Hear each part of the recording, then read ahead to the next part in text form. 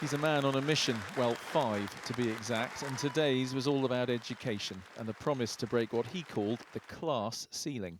So I promise you this, whatever the obstacles to opportunity, wherever the barriers to hope, my Labour government will tear them down.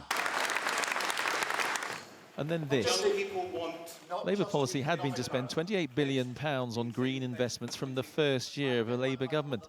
But now they're only promising to get to that figure over time. So for these protesters, this was a U-turn.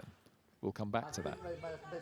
But when I spoke to the Labour leader, I began with education. Keir Starmer, will you commit to raising the budget for education in real terms if you lead a Labour government? What we will do is put the funding we need behind education. You saw this with the last Labour government. All Labour governments focus on education, improve education standards, open new schools.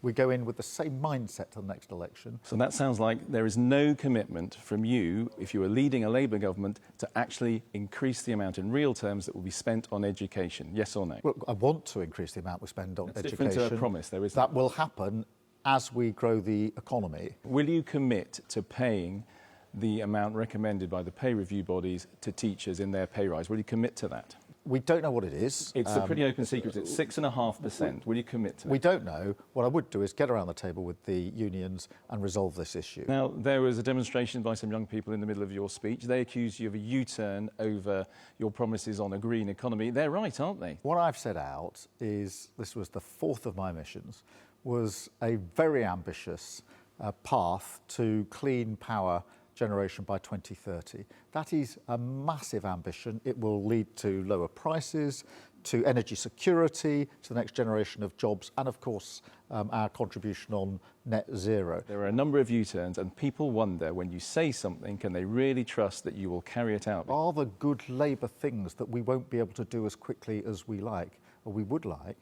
Yes, I have to accept that because of the damaged economy, the damaged public services that we'll inherit if we're privileged enough to come into power. He can't be accused of over-promising, but he and his team believe this is the way to build support with probably still a year to go before an election. So, Andy, some people would have hoped to hear that there was more money for education, but they might be disappointed by what they heard today.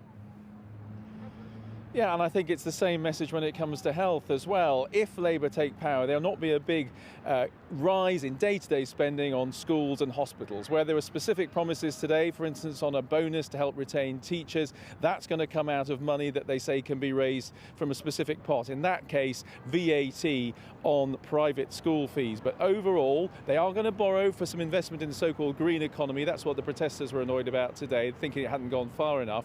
But overall, the message is Labour are not going to have some big borrowing and spending splurge if they take power. In other words, you can trust Labour with the country's finances.